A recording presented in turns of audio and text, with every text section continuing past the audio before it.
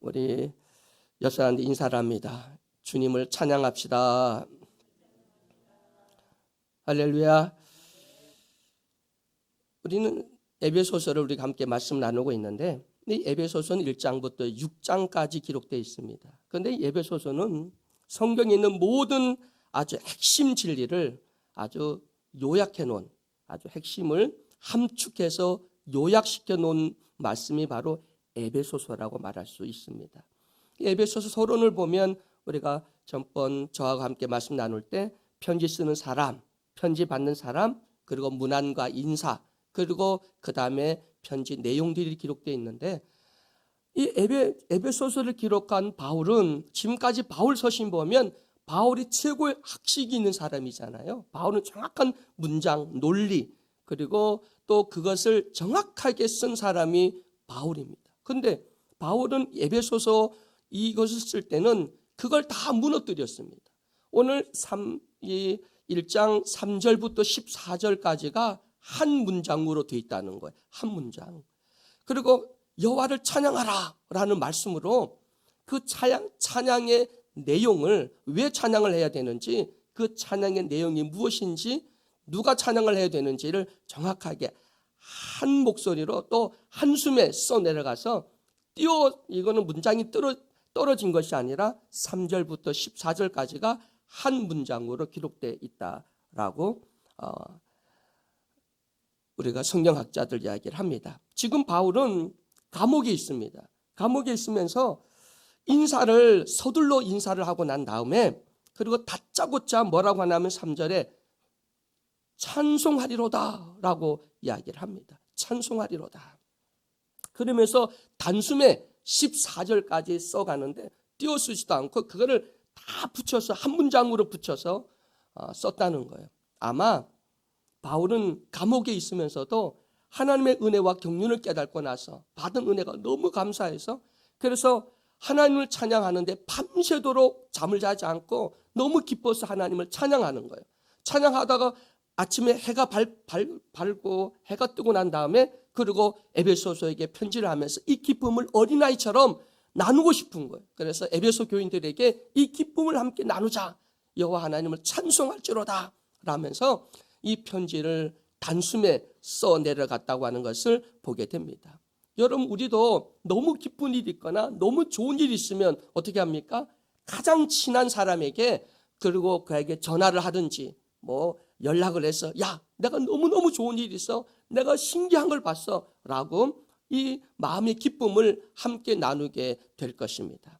아마 바울도 너무너무 마음이 기뻐서 그래서 여호와 하나님을 찬송하리로다 라고 말하면서 그 찬송의 내용을 쭉 기록해 놓으며 또 여호와를 에베소 교회 성도들이 함께 찬양하기를 원해서 이 편지를 쓰지 않았는가 생각해 볼 수 있습니다.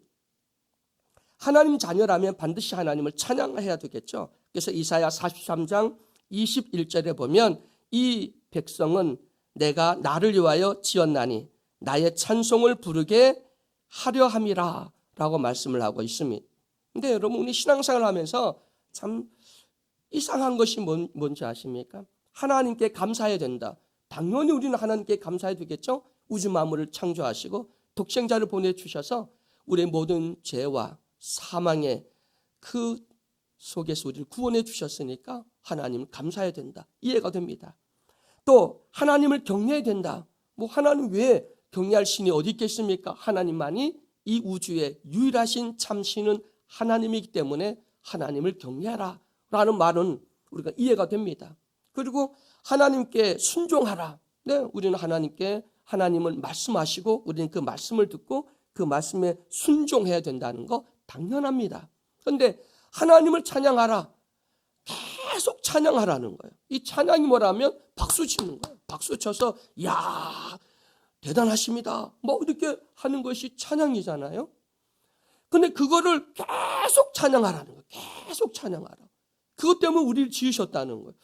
근데 여러분, 만약에 서재웅 우리 성도님이 찬양을 노래를 하나 다 불렀는데 아니면 연주를 했는데 사람들이 일어나서 와, 감동받았습니다, 너무 잘합니다. 그런데 그거를 한 2분 3분 그 정도면 이해가 되고 하는 사람 받는 사람이 뭐 뻘쭘하지 않을 거예요. 그걸 한 10분, 20분 계속 해보면 그럼 어떻게 될까요?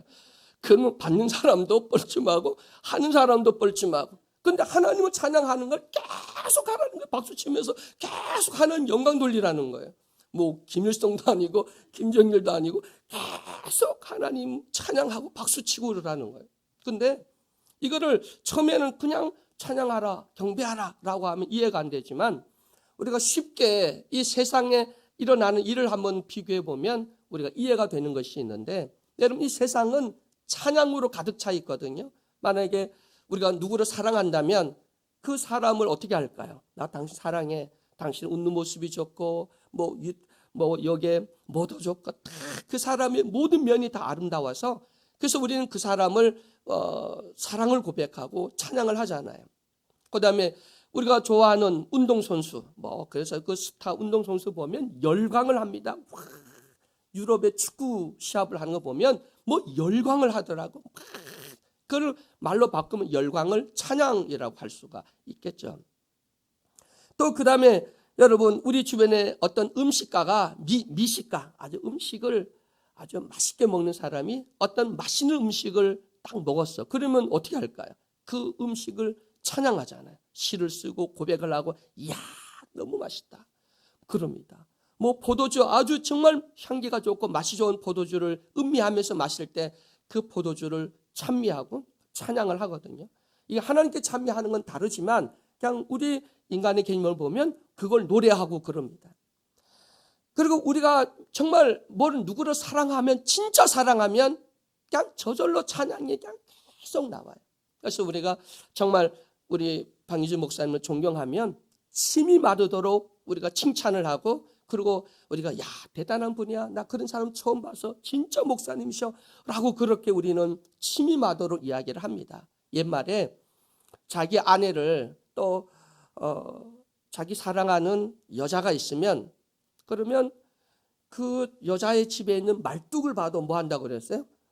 절을 한다고 그랬잖아요. 이것처럼 찬양하라는 것은 한마디로 바꿔보면 하나님을 사랑하라는 거예요.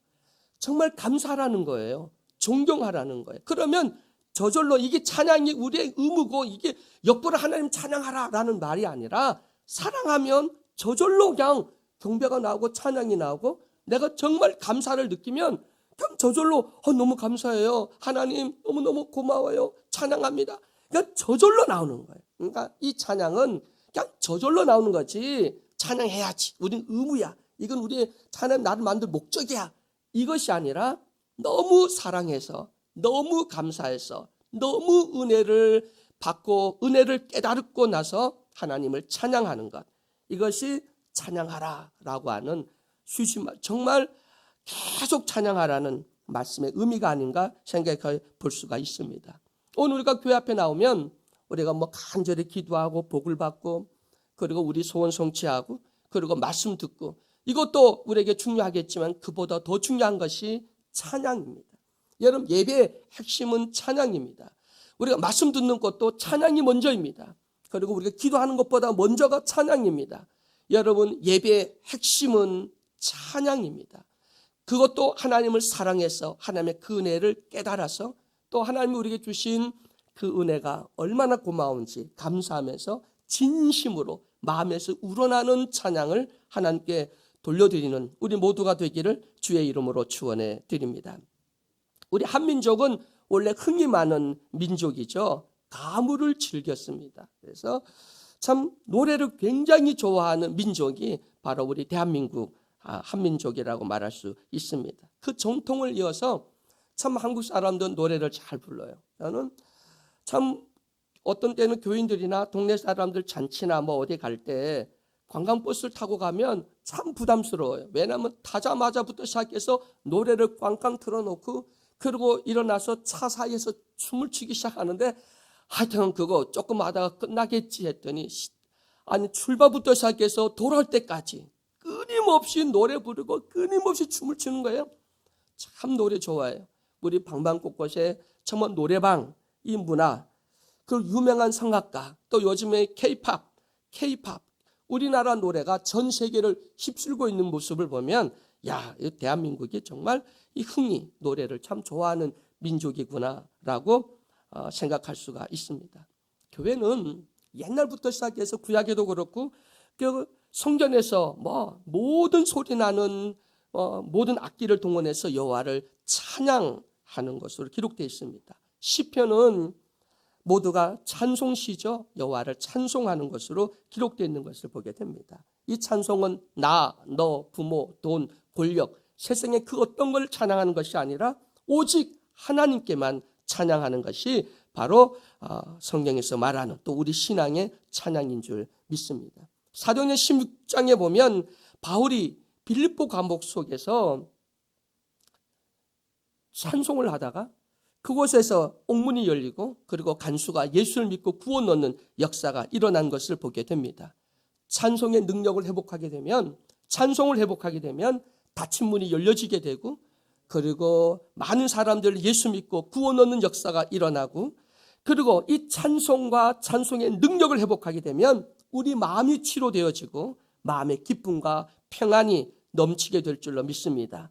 그리고 찬양을 하면 생명의 구원의 역사가 일어나고 또 영적 전쟁에서 승리하게 되고 마귀를 쫓아내는데 아주 능력이 찬양을 통해서 나타난다고 하는 사실을 믿으시길 주의 이름으로 축원해 드립니다.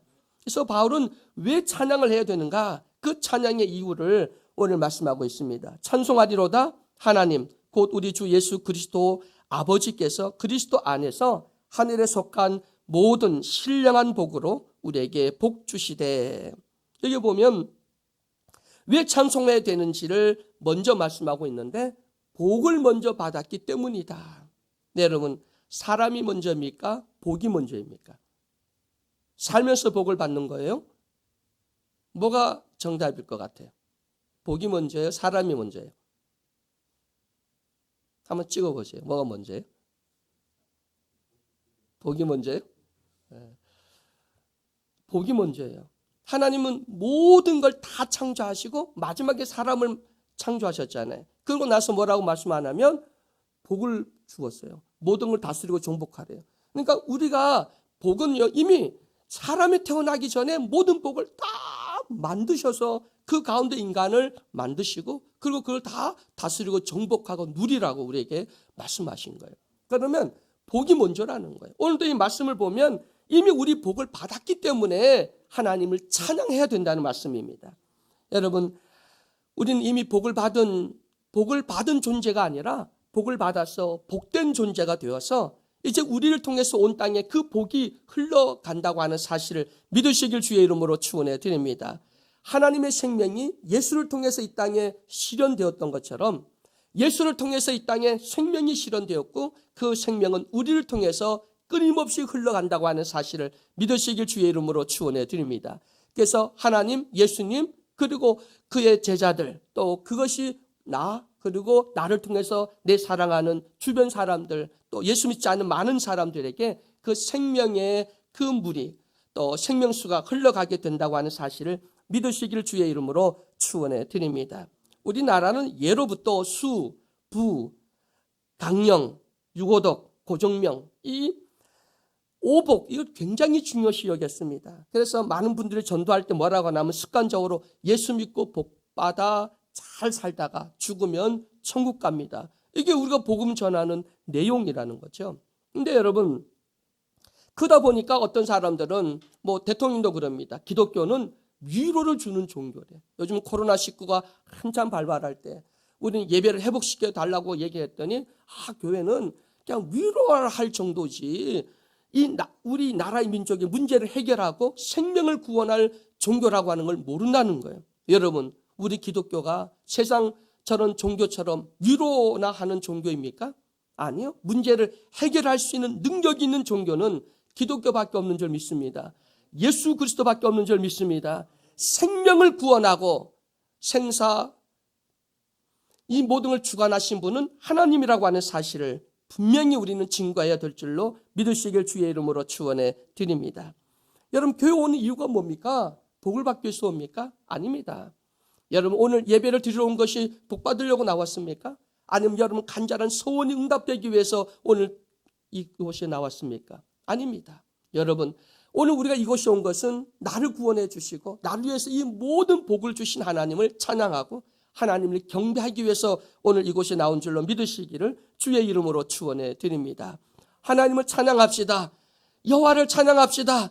우리를 구원해 주시고 이 땅에 있는 모든 죽어가는 사람들 한 명이라도 지옥 가지 않고 다 구원 얻도록 오래 참으시고 오늘까지 참으신 그 사랑의 하나님, 그 하나님을 찬양하는 우리 모두가 되기를 주의 이름으로 축원해 드립니다. 그럼 그 복을 누가 받는가? 오늘 말씀 보니까 하나님 곧 우리 주 예수 그리스도의 아버지께서 우리에게 복을 주신다라고 말씀하고 있습니다. 복을 주시는 분은 아버지고요. 복을 받는 것은 그의 자녀라고 말씀을 했고 그것도 예수 그리스도 안에서 그 복을 받는다고 우리에게 말씀하고 있는 줄 믿으시길 주의 이름으로 축원해 드립니다. 근데 참 우리 기독교는 대단한 종교입니다. 예수님이 하나님을 뭐라고 불렀냐면 아버지라고 이렇게 불렀잖아요. 그래서 내 아버지께서 일하시니 나도 일한다. 나와 아버지는 하나다라고 말씀을 합니다.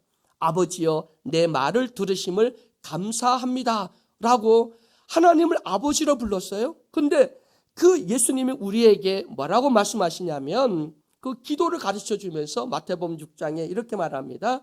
하늘에 계신 우리 아버지여 라고 이렇게 이야기를 합니다. 그러니까 내가 아버지라 부른 것처럼 너희도 하나님을 아버지라고 불러. 이제 우리는 하나님을 예수님과 동일하게 아버지라고 부를 수 있다고 하는 사실입니다. 누구 안에서? 그리스도 안에서 하나님을 아버지라 부를 수 있게 된 거예요. 그래서 아버지가 그 자녀를 사랑하고 그리고 그 자녀는 그 사랑을 받은 자녀는 아버지를 찬양하는 것. 진심으로 감사해서 사랑해서 찬양하는 것. 이것이 우리의 믿음인 줄 믿으시기를 주의 이름으로 축원해 드립니다. 여러분 예수 안에서 에베소서에서만 35번이나 그리스도 안에서라고 기록해 놨고 있어요. 우리 기독교의 신앙은 모든 것이 누구 안에서요? 예수 그리스도 안에서라는 것이죠. 예수 그리스도 안에서. 예수를 떠나서는 아무것도 할 수 없는 겁니다.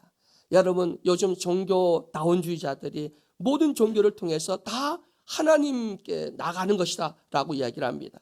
그러나 하나님께 갈 수 있는 길은 오직 예수 그리스도밖에 없는 줄 믿으시기를 주의 이름으로 간절히 축원해 드립니다.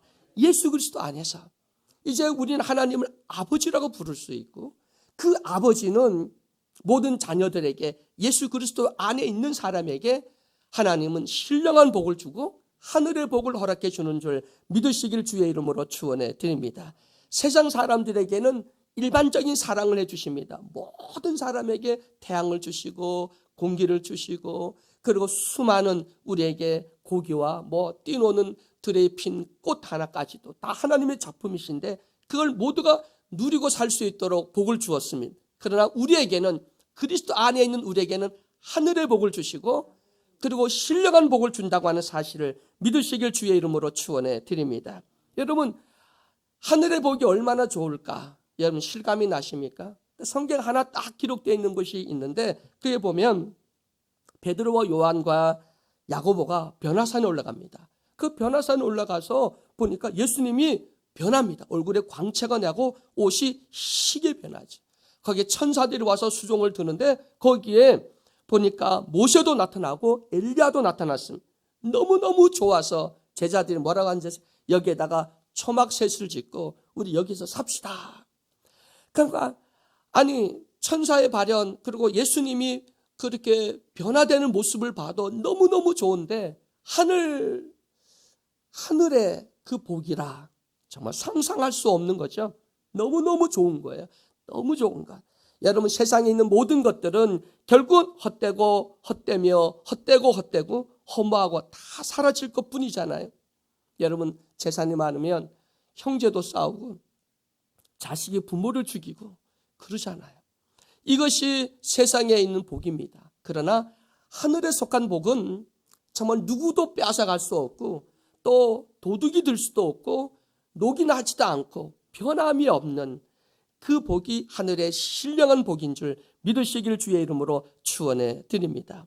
하무 11홍 곤불 10년 열을 피는 붉은 꽃이 없고 10년 이상을 지탱하는 권력이 없다라고 옛사람들이 이야기를 했습니다. 그러나 하나님의 주신 복은 영원한 복이라고 하는 사실, 누구도 빼앗아갈 수 없는 복이 하늘의 신령한 복이라고 하는 사실을 믿으시기를 주의 이름으로 축원해 드립니다. 그래서 사도 바울은 고린도후서 4장 17절에서 18절에 이렇게 말하고 있습니다. 우리의 잠시 받는 환난에 경한 것이 지극히 크고 영원한 영광에 중한 것은 우리에게 이루게 함이니 우리의 돌아보는 것은 보이는 것이 아니요 보이지 않는 것이니 보이는 것은 잠깐이요 보이지 않는 것은 영원함이로다. 아멘. 이 땅에 기껏 100년도 못 누릴 영광 쫓지 말고 영원히 누릴 하늘의 신령한 복, 그건 그리스도 안에 있는 우리에게 주시는 복인 줄 믿습니다. 여러분, 여호와를 찬송하기를 주의 이름으로 축원해 드립니다. 마땅히 할 도리인데 이것은 의무가 아닌 정말 그 사랑의 깊이를 깨닫고 하나님의 그 은혜와 하나님의 그 사랑을 정말 깨달아서 하나님께 진정으로 감사하여 저절로 입만 벌리면 하나님을 찬양이 내 입에 그냥 술술술 나올 수 있을 만큼 여러분 그 신앙에 정말 기쁘고 즐겁게 여호와를 찬양하는 우리 모두가 되기를 주의 이름으로 축원해 드립니다. 하나님의 신령한 복이 뭡니까? 우리를 자녀로 삼아 주신 거잖아요. 죄를 사함 먹게 하시고 우리에게 영생을 주시고 하나님 나라의 기업을 우리에게 허락해 주셨기 때문에 우리는 이 복이 얼마나 놀라운 복인지 그 복을 우리에게 주심을 감사하기를 주의 이름으로 축원해 드립니다. 이 신령한 복은 그리스도로 새 옷을 입다, 새 몸을 입다. 여러분 마지막 때 나팔이 천군천사 나팔을 불고 예수님이 재림할 때 그때 우리 신령한 우리 옷을 입게 됩니다. 그리고 이 육신을 벗어버립니다. 그리고 하나님이 주시는 새 육신을 입게 됩니다. 그리고 우리는 그대로 천사들의 수종을 받고 하늘로 들림을 받아서 혼인잔치에 참여하게 되고 그리고 영원한 하나님 나라에서 영생 복락을 누리게 됩니다. 이 하늘에 속하고 이 신령한 복, 그 요한계시록 보면 바닥은 뭐 황금으로 되어 있고 12진주무로 되어 있고 그거는 우리 인간의 그만큼 천국이 화려하고 좋다고 표현한 것이지 정말 천국은 상상할 수 없는 그런 아름다운 것이 천국인 줄 믿으시기를 주의 이름으로 축원해 드립니다. 육적인 복은 잠언서 23장 5절에 보면 내가 어찌 험한 것에 주목하겠느냐 정령이 재물은 날개를 내어 하늘에 나는 독수리처럼 날아간다. 독수리처럼 날아간대요. 여러분 요즘 우리 목사님이 뭐 신속하니 날아간다 그런데 미사일처럼 날아간다고 그렇게 우리 목사님 말씀하더라고요. 북한이 이제는 잠수함에서 미사일을 발사를 했는데 그러면 거기 핵만 앞에 이렇게 붙이면 핵탄두를 어디에서나 쏠 수 있다는 거예요. 저 제주도 앞바다에서 쏠 수도 있고 뭐 태평양 바다 가운데서 어느 나라도 쏠 수 있는 그러한 능력을 북한이 가졌다라고 요즘 오늘 뭐 그 신문에 보니까 이렇게 나왔더라고요. 여러분 독수리처럼 날아가는데 세상의 권력이나 명예나 돈 다 날아가 버린다. 여러분 비싼 거 먹고 건강관리 잘하면 몸이 안 늙습니까? 결국 늙고 병들어서 한 줌의 재가 돼버리고 마는 것이 우리 인생입니다. 어떤 분이 줄기세포를 맞아서 10년을 젊어졌다고 막 그러시더라고요. 그런데도 얼마 못 가서 죽으시더라고요. 여러분 이 세상의 모든 복은 잠깐입니다. 그러나 하나님이 주시는 복은 영원한 줄 믿으시길 주의 이름으로 축원해 드립니다. 여러분 지금 이 바울이 찬양하며 그렇게 14절까지 한숨에 여호와를 찬양 너무너무 기뻐서 여호와를 찬양하는 내용을 기록했는데 어느 상황입니까?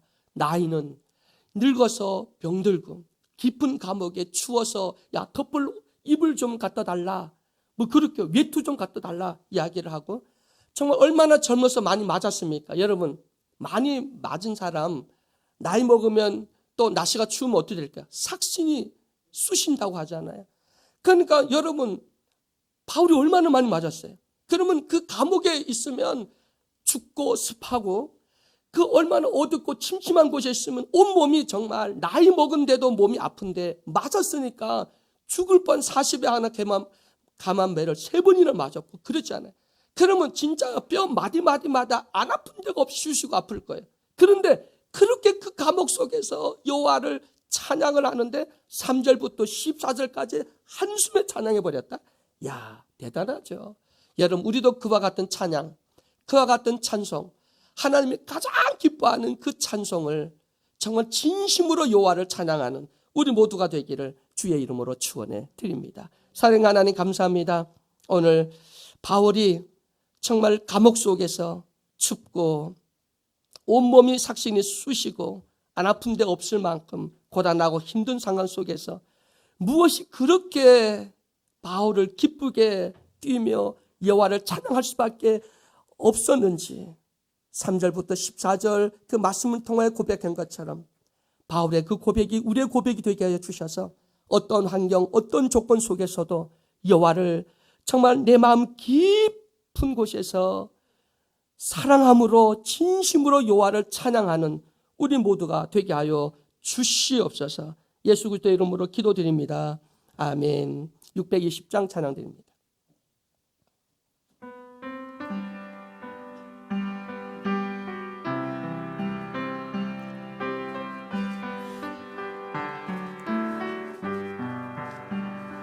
여기에 모인 우리 주의 은총 받은 자녀라, 주께서 이 자리에 함께 계심을 아노라. 언제나 주님만을 찬양하며 따라가리는 시험을 당할 때도 함께 계심을 믿노라. 이 믿음 더 거세라. 주가 지켜주신다. 어둠 밤에도 주의 밝은 배 된다여 주신다. 주님이 뜻하시니 헤아리기 어렵더라도 언제나 주 뜻 안에 내가 있음을 아노라. 사랑과 말씀들을 나를 더욱 새롭게 하는, 때로는 넘어져도 세워 승리를 믿노라. 이 믿음 더 거세라. 주가 지켜주신다. 어둠 밤에도 주의 밝은 배 된다여 주신다. 여기에 모인 우리 사랑받는 주의 자녀라. 주께서 뜻하신 바 우리를 통해 펼치신다. 고통과 슬픔 중에 주님을 의지하오니 어려움 이겨내고 주님 더욱 찬양하라. 이 믿음 더욱 거세라. 주가 지켜주신다. 어둠 밤에도 주의 밝은 배 된다하여 주신다.